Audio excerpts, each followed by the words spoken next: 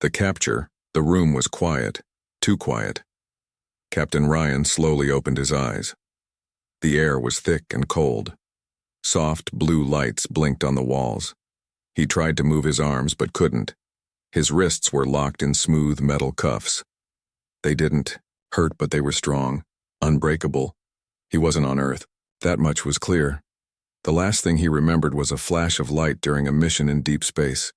His ship was pulled into something, like a black hole, but not quite. Then everything went dark. Now he was here. A strange sound echoed around him. Not a voice, but something deeper, like a thought brushing his mind. Then he heard words, soft, cold, and curious. More human. Show me what only your kind can do. He turned his head, eyes scanning the room. No one. No visible doors, no shadows. Just glowing walls and a smooth floor. Who's there? Ryan asked, trying to sound calm. No answer. Just silence. Then the cuffs unlocked with a quiet click. He sat up quickly, heart racing. He was free? What is this? Some kind of test? He whispered to himself. He stood slowly. His legs felt weak, but he moved forward. The floor was warm under his bare feet, like it was alive. A part of him wanted to panic, but he forced himself to breathe steady. One wall shimmered, and suddenly it opened, revealing a hallway. Still no sign of who had spoken. He stepped into the corridor. The walls were smooth, silver, and pulsing faintly. The light shifted with his every move. It felt like the ship, or whatever it was watching him. He walked carefully. There were no sounds of machines, no footsteps, no engines. Just silence. Then a door opened ahead. Inside was a large chamber. In the center was a round platform, and above it floated something. A figure. Tall, slim, and glowing. Not solid, but not see-through either. Its face had no eyes or mouth, just a smooth surface that seemed to watch him without looking. Ryan froze. The figure spoke, but not with a mouth. Its voice appeared inside his head. Fear, confusion, memory. Your mind is loud. Ryan frowned. What do you want from me? The alien floated closer, its form shifting like smoke.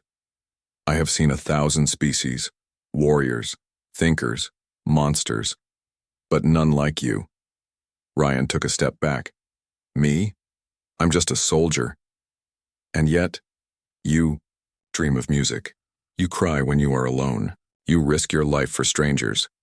Your kind kills for peace and dies for hope. The alien circled him slowly, watching, listening. Why? It asked. Why do you act against logic?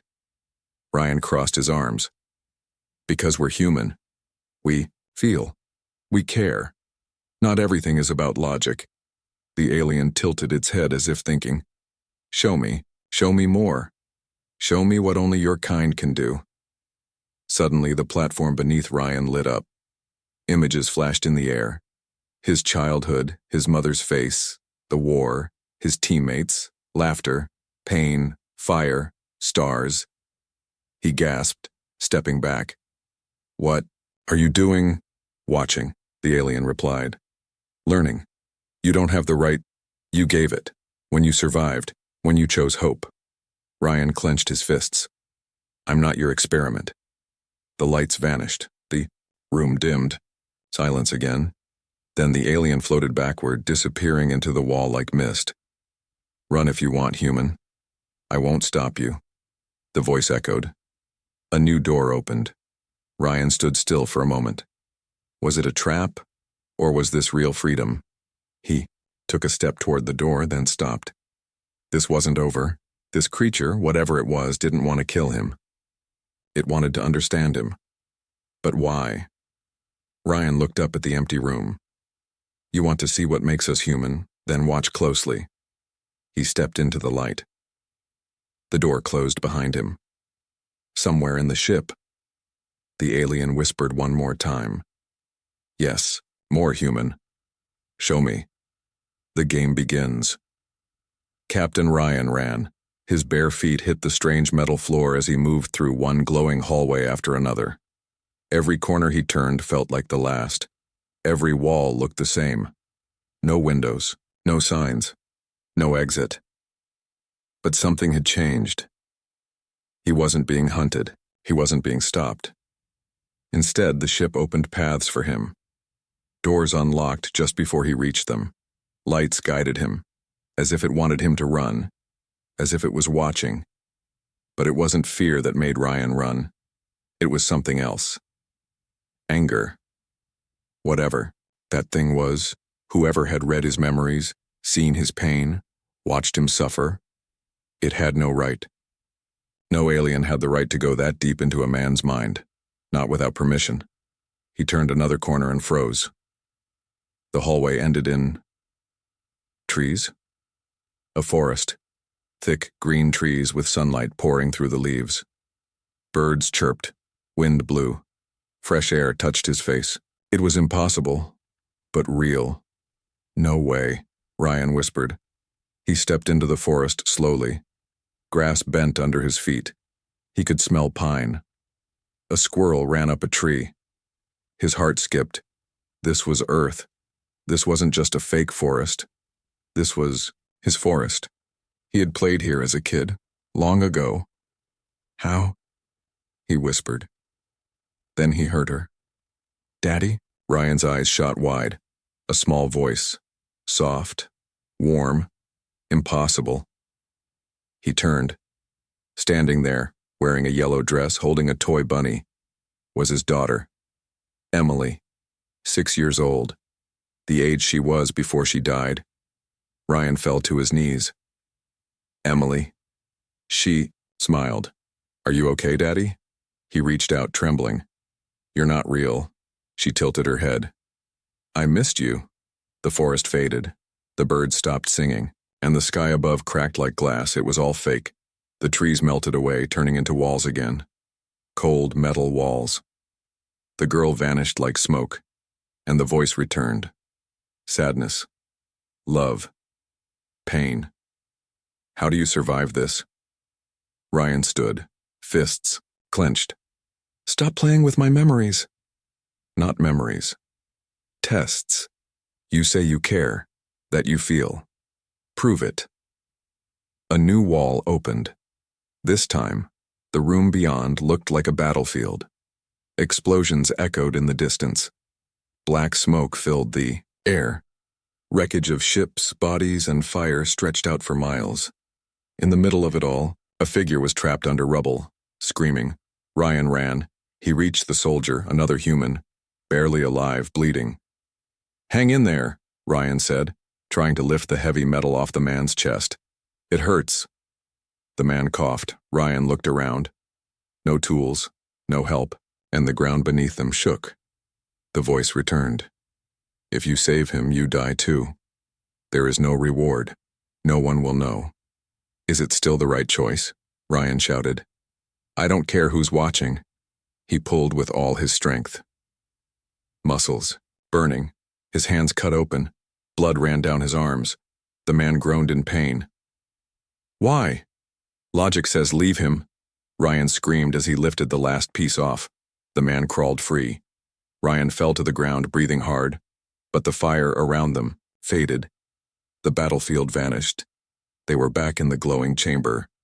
The wounded man disappeared. Just another illusion. Ryan was alone again. He sat on the floor, sweating, bleeding, exhausted. You can make all the fake worlds you want, he said, gasping. But I'll always choose to help, because that's who I am. Silence. Then the alien's voice, colder now, almost confused. No species sacrifices this much, not for nothing. You would die for a lie. Ryan looked up, eyes sharp.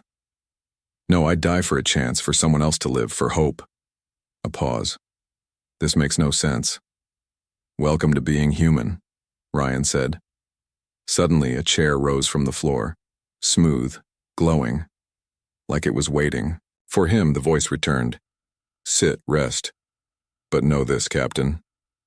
This was only level 1. The games have just begun. Ryan sat, his body shaking but his eyes steady. Whatever this alien wanted, Whatever it was trying to prove, he wasn't going to break. In fact, now he wanted to win. "Bring it on," he whispered. "Let's see what you've got." And somewhere, unseen in the walls, the alien whispered back, "Good. More human, much more. Memories and madness." The room was dark again. Captain Ryan sat in the strange glowing chair, arms resting on the sides, head tilted back. The cold metal beneath him felt alive, breathing, pulsing, like the ship itself had a heartbeat. He didn't know how long he had been there. Minutes, hours, days. He no longer trusted time inside this place. But something inside him had changed. He was no longer just a prisoner. He was no longer afraid. Now he was watching back. The alien wanted to test him. Good. But this time, he would test the alien too. A soft hum filled the air. The floor opened, and a strange black mist began to rise, thick and slow, wrapping around, his chair like smoke. It crawled along the walls. The lights flickered. And then, the voices came. Not one voice. Many. His father, his captain, his dead teammates, Emily again. "You left me, Daddy. You failed us, Ryan. It should have been you who died." He gritted his teeth. "You're not real." "No," the alien whispered. "But your guilt is." The chair vanished beneath him. The floor shifted, and suddenly Ryan was falling. He hit the ground hard. Dust flew up around him. Dirt, heat, screaming. He was back on Valon 4. A war zone. This wasn't just a test anymore. This was his worst memory. A mission gone wrong. His team wiped out, civilians caught in the crossfire. And the choice he made, the one that haunted him ever since. A young soldier crawled toward him. "Captain, please." Ryan stepped back. "No," he whispered. "Not this day, not again." The alien's voice echoed, closer now. "Why do you relive pain you cannot change?" He turned in a circle, breathing fast, sweat on his neck. "Because pain reminds me what matters." The sky exploded above him. The scene shattered like glass. He dropped into another memory. This time, a small house. White walls. A red front door. Laughter inside. Home. He opened the door. His wife was in the kitchen. Emily on the couch. Music playing softly. Everything perfect. Untouched by war. But he didn't move. He just stood there, staring. "Go ahead," the alien said. "Stay. No war, no pain. Just this. Forever." He shook his head. "This isn't real. Real enough to feel." Emily turned. "Come play with me, Daddy." He wanted to. God, he wanted to. For a second, he stepped forward. Then he stopped. "No," he whispered. "My daughter's dead. And you're using her to break me." The room darkened. His wife faded. The couch cracked. The walls melted. Everything turned to ash. Again, silence. But now Ryan stood tall. "You think memory is a weapon?" he said out loud. "You think pain is weakness? Pain is fuel. Pain is why we get back up." The alien's voice returned, slower now. Deeper. "You remember what hurts, but not what heals." A wall opened behind him. Inside was a mirror. But not a normal mirror. This one didn't show his face, it showed him from the alien's point of view. The image blinked, Ryan smiling as a child. Ryan holding his newborn. Ryan reading a book. Ryan crying alone in his ship. Ryan standing on the battlefield. Ryan fighting, bleeding, choosing. The alien spoke again.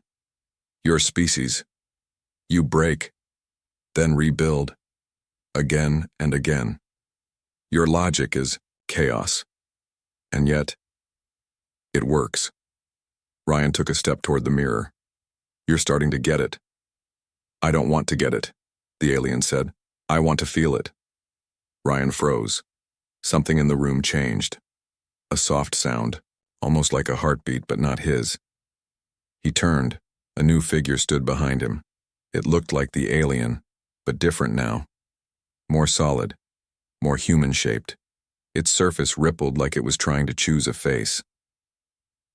"What are you doing?" Ryan asked. "Becoming," the alien replied. "Becoming what?" The alien stepped closer. "You." They stared at each other. Soldier and being. Man and mirror. "Why?" Ryan whispered. The alien looked down at its new hands. "Because I cannot destroy what I do not understand. And I cannot understand what I do not feel. So I must become." Ryan narrowed his eyes. "You're copying me." "Not copying," the alien said. "Learning. Then learn this," Ryan said, walking past it. "Being human isn't just about memories, it's about choice, and sacrifice, and the pain that never leaves." He looked back. "You're not ready." "Then make me ready," the alien replied. The lights in the room dimmed again and the voice returned, this time not just in Ryan's mind but all around him. "More human. More." The reverse test. The room was still. Too still. Captain Ryan stood in silence, staring at the creature across from him. The alien who had trapped him, tested him, torn through his memories and rebuilt them into living nightmares. But something was different now. The creature no longer floated like a god. It stood grounded. Its form had changed. It was humanoid now. A strange copy of Ryan himself. Same height, same frame, but off. The skin was metallic, the eyes glowing, a poor imitation of a soul. "You're trying to become me," Ryan said, circling it slowly. "I must," the alien replied.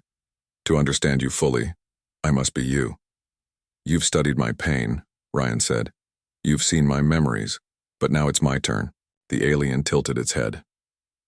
"You wish to test me?" "No," Ryan said, stepping closer. "I want to understand you." The alien hesitated. "Why?" "Because it's what we do," Ryan replied. "We try to understand even the things that want to destroy us. That's our curse. And our power." The room shifted again. Walls reformed into glass. Behind them, shapes moved. Massive machines, twisting energy, strange symbols, the alien's world. "What is this place?" Ryan asked. The alien answered slowly. "A fragment of my home. My world no longer exists in one place. We evolved beyond form, beyond feeling. We erased chaos. We became order." Ryan touched the glass. Behind it, he saw other aliens like the one before him, floating, cold, silent. "They look dead," Ryan said. "They are perfect," the alien replied. "They no longer feel sorrow, or desire, or fear." Ryan turned. "And yet, you broke that rule. You started feeling again." The alien didn't answer. Ryan stepped closer. "Why me? Why humans?" The alien stared at him. "Because you are dangerous, unpredictable. You destroy yourselves and then rise again. You feel deeply. You act without logic. And sometimes, that creates miracles." Ryan nodded. "You don't want to destroy us. You want to understand what makes us impossible." The alien's form rippled again. For the first time, it looked uncertain. "What are you afraid of?" Ryan asked. Silence. Then for the first time, the alien looked down. "I am afraid," it said quietly, "that if I become like you, I can never go back." Ryan smiled faintly. "That's the price of being human. Once you feel, you can't forget." The lights in the room dimmed. Walls turned to black glass. And now the images were reversed. Not Ryan's memories, but the aliens, and they were horrifying. Galaxies torn apart. Civilizations frozen in time. Species reduced to data. Choices made with cold logic and no mercy. The aliens' people had ruled like machines for millions of years. Perfect, silent, empty. Ryan stepped back. "You've done terrible things. We had to. the alien said. Emotion was chaos. Emotion led to weakness. We watched empires die in flame because they loved too much, forgave too much. And yet here you are, Ryan said. Trying to feel again? The alien's form flickered. Its voice cracked. I am changing. Then answer me this, Ryan said. What do you feel now? The alien looked at him. Uncertainty, guilt, curiosity, pain, wonder, regret. Good, Ryan whispered. You're almost human. The alien stepped closer. But there is something else. What? The creature paused. Then, in a voice soft as wind, it said, loneliness. Ryan's chest tightened. For a moment, both of them stood in silence. Not as enemies, not as captor and prisoner, but as two beings, alone in the universe, trying to understand each other. Ryan broke the silence. You don't need to become me, he said. You need to become yourself. A new version of your kind, not human, not alien, something in between. The walls faded. The chamber turned to white. And then, slowly, a window opened. Stars stretched beyond. The aliens' people were watching now. Silent observers. Distant and powerful, they had noticed the change. They're going to come for you, Ryan said. They won't accept your evolution. I know, the alien replied. But I want to continue. I want to feel more. Then you better be ready, Ryan said, because the real test is about to begin. The alien nodded slowly. Then, teach me, it said. Ryan looked out the window. I will, but you won't like everything you learn. And deep within the ship, behind glass and steel, the other aliens began to stir. The escape or the lesson? A door opened. For the first time, it didn't lead to a test. It led to a ship. His ship. Captain Ryan stepped forward, stunned. It was exactly as he remembered. The scratches on the console, the dented control panel, even the coffee stain near the comms. You recreated my ship, Ryan said. No, the alien's voice answered from behind. This is your real ship. You are free to leave. Ryan turned slowly. The alien stood there, no longer glowing, no longer shifting. Its form had stabilized. Still alien, still strange, but calmer, grounded. Why now? Ryan asked. Because the test is complete, the alien replied. You've shown me love, sacrifice, anger, hope, all of it. I understand. Ryan narrowed his eyes. No, you don't. Then why hesitate? The alien asked. Ryan looked at the ship again. It was real, functional. He could go home, go back to Earth, to people, to warmth, to life. He should feel relief. But all he felt was a weight in his chest. Because you're not finished, Ryan said. The alien tilted its head. You saw what makes us human, Ryan continued. But you haven't lived it. You haven't chosen. We don't become human by learning. We become human by choosing, especially when it's hard. The alien looked down at its hands. Then what should I choose? That's not how it works, Ryan said. You don't ask what to choose. You choose because something inside you says it's right, even if no one else agrees, even if it costs you everything. The ship hummed quietly behind them. Ryan looked back at it again. He could go. He could be done with this. But the alien looked lost. Why me? Ryan asked. Out of all the people you could have chosen, why me? The alien replied softly. Because you had no reason to keep going. And yet, you did. Silence. Then the alien lifted one hand. The walls around them flickered, showing images of Ryan's world. Not memories, live feeds, cities, oceans, skies. Humans living, laughing, fighting, surviving. And above it all, a threat, a fleet, massive, cold, watching, the aliens' kind. They had arrived. They are coming for me, the alien said. They see me as broken. Infected, they will erase me. Ryan's jaw clenched. And Earth? You were a curiosity before, the alien said. Now, you are a risk, so they'll destroy us, Ryan said quietly. The alien nodded. Ryan turned away, fists clenched. He had fought in wars before, but this was bigger. This wasn't just bullets and battles. This was an idea. The idea that emotion, love, sacrifice, humanity itself, was dangerous. He took a deep breath. Let's give them something to fear, Ryan said. The alien stepped forward. You would stay? Not for you, Ryan replied. For what you might become. The lights around them dimmed. Alarms echoed, faintly. The alien's people were getting closer. Then what now? The alien asked. Ryan walked to the control panel. We send a message, not just words. A story. You've seen how we pass knowledge, not just data, but meaning, feeling. We tell stories so we don't forget who we are. He looked the alien in the eye. You want to be human? Then help me tell them a story they'll never forget. The alien nodded slowly. What story? A story about a species that should have died 1,000 times, Ryan said, but didn't, because even when everything was burning, they still ran back into the fire to pull someone else out. The alien placed its hand next to Ryan's on the console. Then show me how it ends, it said. Ryan smiled, even as the first shadows of the enemy fleet arrived outside. It doesn't, he whispered. Not if we fight. Outside the glass, stars shifted. War was coming. A battle of machines against meaning, logic against heart. And for the first time, Ryan was not alone. He had an alien beside him. Not as a captor, but as a student. A friend. A reflection of everything that made humanity terrifying, beautiful, and worth saving. And the last thing, the alien said before the room darkened, more human.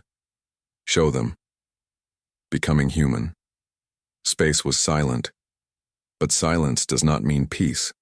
Above a blue planet, Earth, the sky shimmered, not with stars, but with ships. Hundreds of them, a cold metallic fleet drifting like steel ghosts. They came not with banners or warnings. They came to erase a mistake. A broken member of their own kind. The one who had started to feel, Captain Ryan stood in the control chamber. His heart beat, steady but fast. The alien, who now called itself K, stood beside him, no longer glowing, no longer shifting. It had a shape, a voice, a name. But that came with a cost. They've surrounded us, Ryan said, scanning the screen. Your people don't wait, they judge. K lowered its head. They will not speak. They will not warn. They will simply delete. Then we speak first, Ryan said. He pressed a button. A signal shot out carrying a simple message, not as words, but as a story. Images, memories, emotions, songs. Human history compressed into feeling. Not a threat. A truth. K, watch the data stream flow. They will not understand this. No, Ryan replied. But you do. That's what matters. A low hum shook the floor. One of the enemy ships powered its main weapon. Kay looked at it and, for the first time in its existence, stepped back. Ryan saw it. You're scared. Kay turned slowly. I am afraid. I've never felt this before. Good, Ryan said. Fear means you understand what you could lose. Kay walked to the center of the chamber. The lights around it began to flicker. Something in its body, once calm and perfect, now trembled. They're inside me, Kay whispered. They're calling me back. Fight it. I don't know how. Then learn, Ryan said. Like you learned everything else. Not by thinking, but by choosing. The pressure in the air grew. A voice filled the chamber, mechanical, cold. Unit K. You are infected. Return for cleansing. Or be removed. K trembled. It held its head. Its hands sparked. They're pulling me apart, it said. Ryan stepped forward, placed a hand on Kay's shoulder. Then be human, he said. Fall apart, and put yourself back together your way. A silence passed. Then K's voice changed. It spoke not to Ryan but to the fleet. I am no longer Unit K, it said. I am no longer clean, no longer perfect. I am something else. The fleet responded. Dozens of ships lit up. Targeting. K stepped in front of Ryan. Its arms raised. Light poured out from its chest. Not weapon light. Signal light. Memories, from Ryan's mind. From K's own. A child laughing. A soldier dying with honor. Music played in a quiet room. A stranger helping another without reason. Love. Sacrifice. Madness. Courage. A million tiny, illogical human acts. It was not a weapon. It was a confession, and it hit the enemy fleet like a scream in the dark. Some paused, others aimed, and one, just one, broke formation. Ryan saw it. They're listening. K collapsed to its knees. Not enough, not fast enough. A warning flashed on the console. Enemy ships charging full strike. This is it, Ryan said. K looked up, face cracked. With light. I was made to end things, not protect them. But you're not what they made anymore, Ryan said. What am I then? Ryan smiled. You're the reason they're afraid. Because you became the one thing they don't understand, K. Stood again. Broken. Glowing. Alive. Then let them fear me, it said. It walked to the ship's core. Energy pulsed around it. What are you doing? Ryan asked. The only human thing I haven't tried yet. What's that? Kay smiled, a broken, flickering smile. Sacrifice. The chamber doors slammed shut. Ryan pounded on them. No! Kay! Don't, but it was done. Kay's voice echoed one last time. More human. This is what only your kind can do. A wave of light burst from the core. Pure emotion. Not heat, not fire. Meaning. The enemy fleet froze. Half of them shattered. Others turned and vanished into the stars. And in the center of it all, silence. The chamber opened, but Kay was gone. Only a single word remained, burned into the wall. Become. Ryan stepped into the light, breathing slowly. Alone again. But the message had been sent. Across space, across time. One alien had become human, and the galaxy would never forget it. What only humans can do, space was quiet again. But it was not the same silence. Captain Ryan stood alone, floating in low orbit above Earth. Behind him, Kay's ship, the ship that once trapped him, was now just a ghost. Cold, silent, empty. Except for one thing. Memory. Ryan reached into a panel and pulled out the last data crystal Kay had left behind. It pulsed gently in his hand, not with light, but with feeling. It held no weapons, no technology, just stories, memories. Kay's final gift. You wanted to feel, Ryan whispered, looking at the stars, and in the end, you felt everything. He turned back toward Earth. But the sky was not safe. The enemy fleet was not gone. Not fully. Half had fled. The rest had paused, watching, calculating, processing what had happened. One of their own had chosen humanity over perfection, and now they feared it could happen again because emotions spread like fire, and fire is hard to control. A transmission crackled to life. The voice was flat, cold. You are not a threat, but you are not protected either. Explain the anomaly. Explain Kay. Ryan stepped into the center of the ship, placed the crystal into the main console. He took a deep breath. And then he spoke. Not with fear, not with anger, but with everything Kay had learned.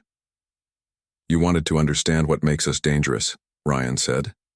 You wanted to know why we fight when we should surrender, why we love when it hurts, why we choose chaos over control.